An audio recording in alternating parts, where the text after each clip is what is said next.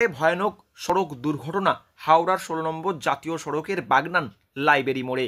মর্মান্তিক এই সড়ক দুর্ঘটনায় দুজনের প্রাণহানি। কিভাবে সেই মর্মান্তিক দুর্ঘটনা বিস্তারিত জানাচ্ছেন ওই দুর্ঘটনাগ্রস্ত গাড়িতে থাকা এক যাত্রী। কলকাতার দিক থেকে মেদিনীপুর যাবার পথেই দুর্ঘটনার কবলে পড়ে ভারত সেবাশ্রমের একটি গাড়ি। ভোর ৪:৩০ নাগাদ গড়িয়া ভারত সেবাশ্রম থেকে যাত্রা শুরু করে মহিষাদল ভারত সেবাশ্রমের উদ্দেশ্যে রওনা দিয়েছিল ওই গাড়ি। আমি এখানে একটা বাড়িতে যাব, ওই জন্য এক সাইডে আমি নেমে গেলাম, নেমে গিয়ে রিসরাতে যাচ্ছিলাম। তো এই তারপরে যখন ট্রেন থেকে নামলাম, রিসরাতে গেলাম হাওড়া থেকে, তখন আমি শুনছি যে এই ঘটনা, এই যে তপনবাবু খবর দিল।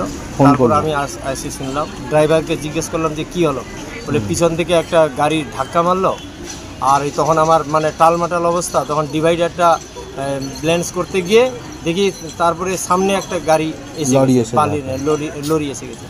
লরি এসে মানে ওই তখন ব্যাস ওইটা ধাক্কা মারলো, পিছন দিকে একটা ধাক্কা মেরেছে, একটা সামনের দিকে।